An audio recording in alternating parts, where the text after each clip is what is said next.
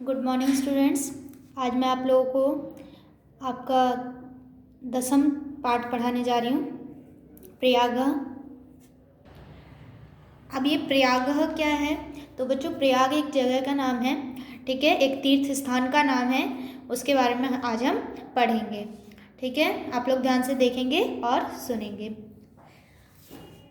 संसारे अस्मिन् अनेकानि तीर्थस्थानि ऐतिहासिकानि स्थानानि च विराजमानानि सन्ति।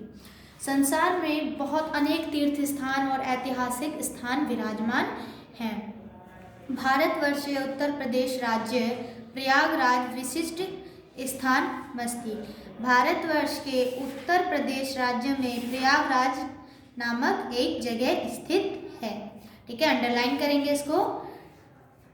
अत्र ब्राह्मण प्रकृष्ट योग करणात् अयं प्रयागः मन्यते। यहाँ पे बहुत सारे ब्राह्मण आते हैं अपनी शिक्षा ग्रहण करने। अत्र स्नानाय दर्शनाय च भिन्न भिन्न प्रदेशभ्यः जना आगच्छेत्।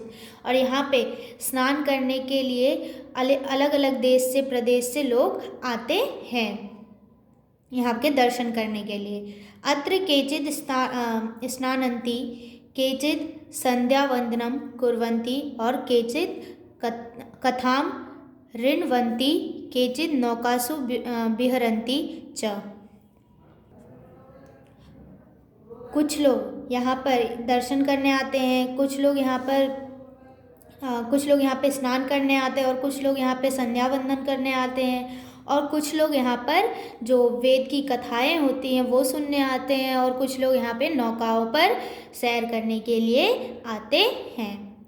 गंगा यमुना सरस्वती च संगमे सीता जले स्थात्वाः जना विक्तकल्मषा भवन्ति इति जनानां विश्वासः। यहाँ पे गंगा और यमुना का संगम होता है, जहाँ का जल जो है, जहाँ के श्वेत और श्याम जल में लोग स्नान करके ऐसा मानते हैं कि उनकी धारणा ऐसी होती है कि उनके सारे पाप मिट गए। यमुना सरस्वती पाप मिट गए। जना अत्रत्य पानीयम् अमृत द्रवम मत्वा पिबन्ति, गेहे गेहे च एतद्यं जलम नयन्ति। और यहाँ के जो लोग हैं इसके पानी को अमृत समझकर पीते हैं, अमृत मानते हैं, पीते हैं और घरों में ले जाते हैं।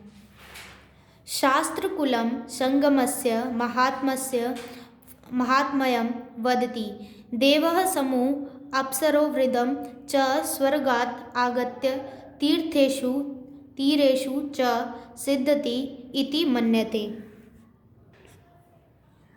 और यहाँ पे जो महात्माओं का समूह है और शास्त्र का जो समूह है, महात्मा के इसके महत्व को समझते हैं। शास्त्र के समूह जो होते हैं यहाँ के संगम के महत्व को समझते हैं। देव समूह, अप्सराओं के समूह जो देव समूह है, अप्सराओं के समूह हैं, और स्वर्ग से आए हुए जितने भी देवी देवता हैं इस स्थान पर बैठ के पूजा अर्चना किए थे। भक्त मंडलम प्रयागस्य तटेषु तिष्ठति। और भक्त लोग जो है प्रयागराज के तट पर रुकते हैं।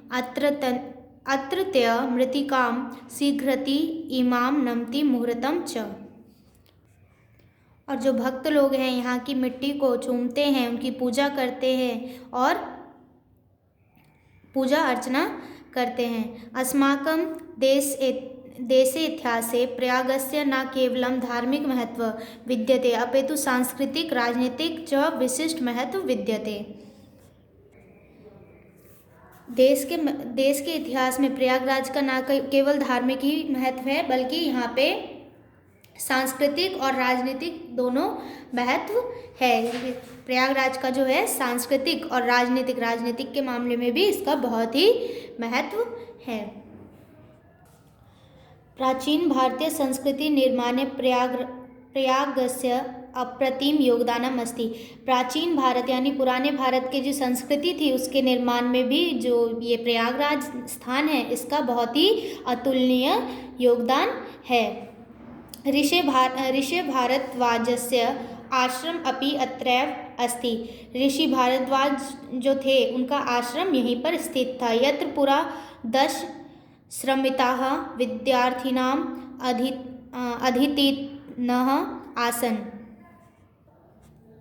और जो ऋषि भारद्वाज है वो अपने 10,000 विद्यार्थियों के साथ यहाँ पर रहते थे। भारतस्य स्वतंत्रता आंदोलनस्य इदं नगर प्रधान केंद्रम आसीत्। और भारत के स्वतंत्रता आंदोलन में जब स्वतंत्रता आंदोलन हुआ था तब यह नगर जो था प्रधान केंद्र था, मुख्य केंद्र था।